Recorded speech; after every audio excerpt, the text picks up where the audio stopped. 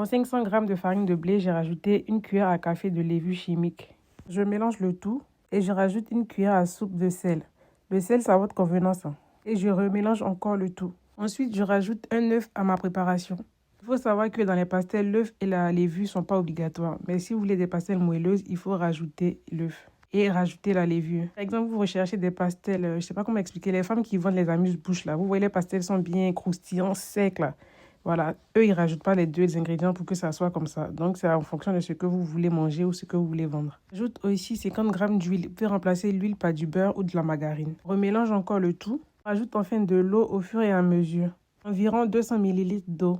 Mais la mesure de l'eau, il ne faut pas prendre ça à la lettre parce que ça dépend vraiment de la farine. On pétrit bien la pâte afin d'activer le gluten et pour que la pâte soit homogène, élastique pour pouvoir faire nos pastels. Si votre pâte n'est toujours pas lisse, il faut continuer à battre. Il faut continuer à pétrir.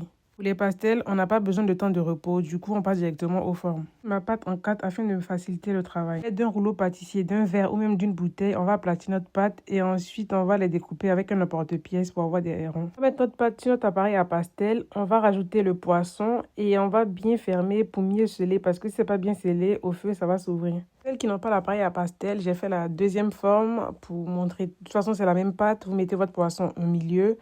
Vous fermez votre pastel, vous refermez les bords en appuyant bien sur les rebords et ensuite vous prenez une fourchette et avec la fourchette vous aplatissez ça encore de nouveau. Tout ça c'est pour pas que ça s'ouvre au feu.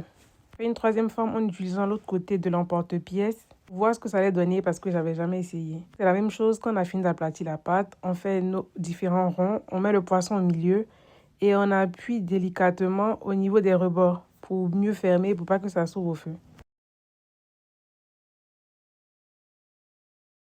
Première forme avec l'appareil, voilà ce que ça donne. Ensuite, avec l'autre côté de l'emporte-pièce, voilà ce que ça donne. Tout c'est ouvert. Quand même tenu à vous montrer parce que c'est ouvert, mais ça donne un autre style. Ça peut être fait un genre de, je sais pas, de bouchée salée sur une table. Ça sera bien joli. Pour la version classique, voilà ce que ça donne. Puis, bonne dégustation!